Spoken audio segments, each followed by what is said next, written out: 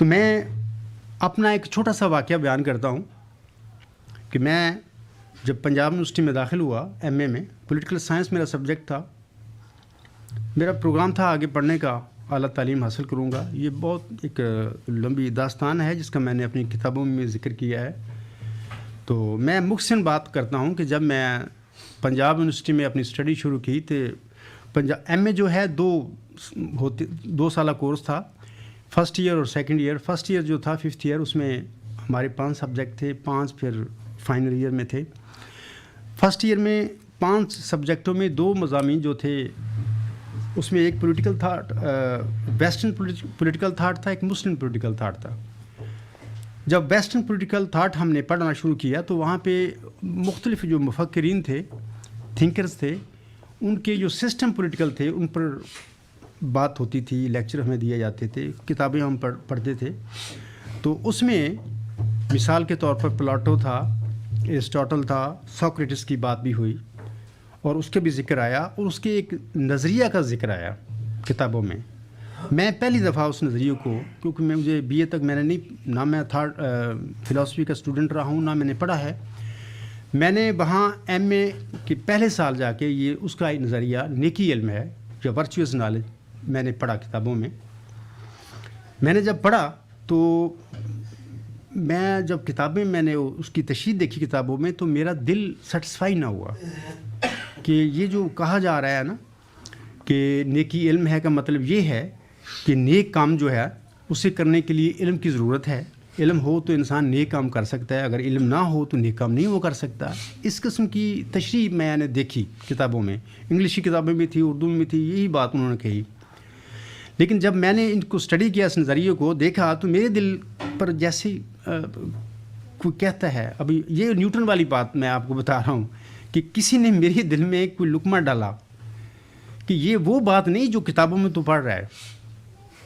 یہ وہ زمانہ تھا جب میرے فرشتوں کو بھی نہیں پتہ تھا کہ آئندہ زندگی میں میرے ساتھ ہونے والا کیا ہے.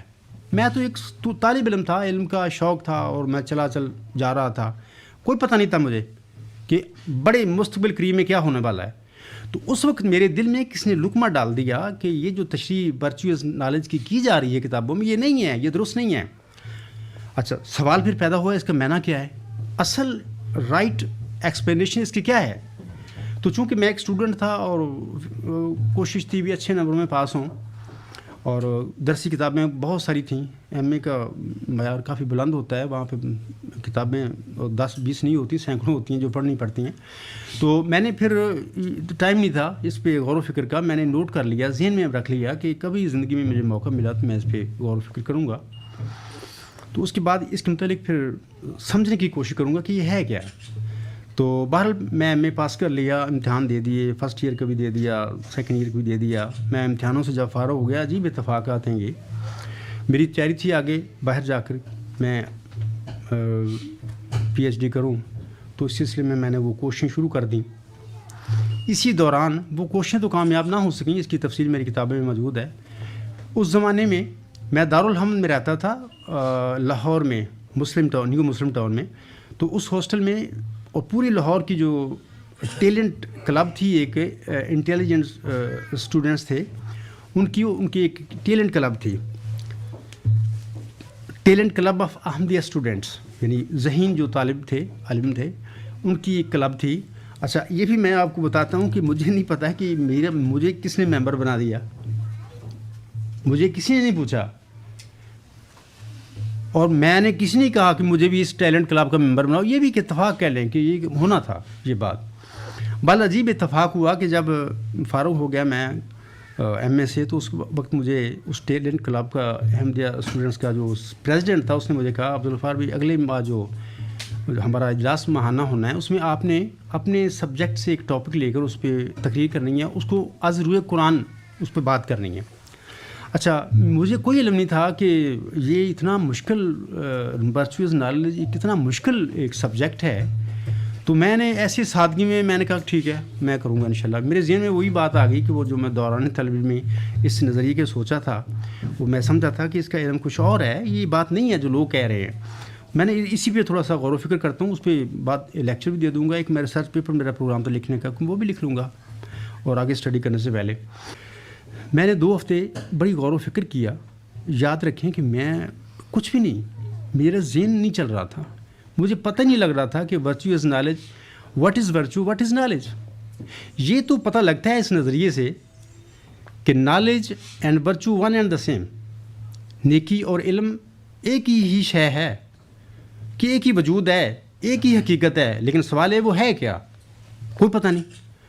مطلب جتنا میں غور و فکر کرتا رہا 2 ہفتے, بس گھوم کے ادھر ہی آ جاتا تھا کہ کوئی پتہ نہیں تھا.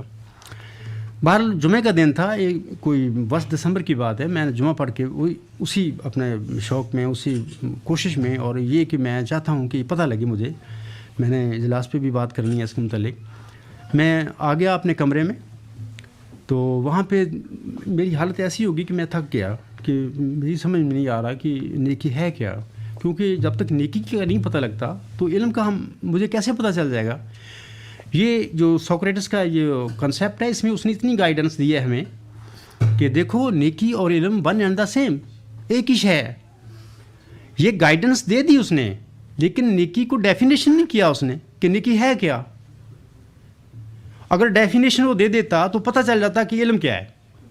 لیکن میں سمجھتا ہوں کہ میں نے اپنی کتابوں میں لکھا بھی ہے, میں نے مرزا صاحب علیہ السلام کی کتابوں میں یہ محاورہ پڑھا ہے کہ ہر سخن وقت و ہر نقطہ مقام دارت, کہ ہر بات کا ایک وقت ہوتا ہے اور ہر نقطہ کی اپنی ایک جگہ ہوتی ہے جہاں اس نے لگنا ہوتا ہے. وقت سے پہلے باتیں نہیں ہوتی. تو میں سمجھتا ہوں شاید کہ جو سوکریٹس ہے اس زمانے میں, جو اس نے نیکی علم ہے کا درس دیا اپنے وقت کے لوگوں کو, شاید یہ اتنا ہی اس کے لیے ضروری تھا کہ وہ ایک کام کرے. آگے ڈیفینیشن دینا کو آئندہ زمانے میں کچھ لوگوں نے اس کے متعلق کام کرنا تھا, یا اللہ نے گائیڈ کرنا تھا ان لوگوں کو, اور انہوں نے پھر یہ ڈسکلوز کرنا تھا.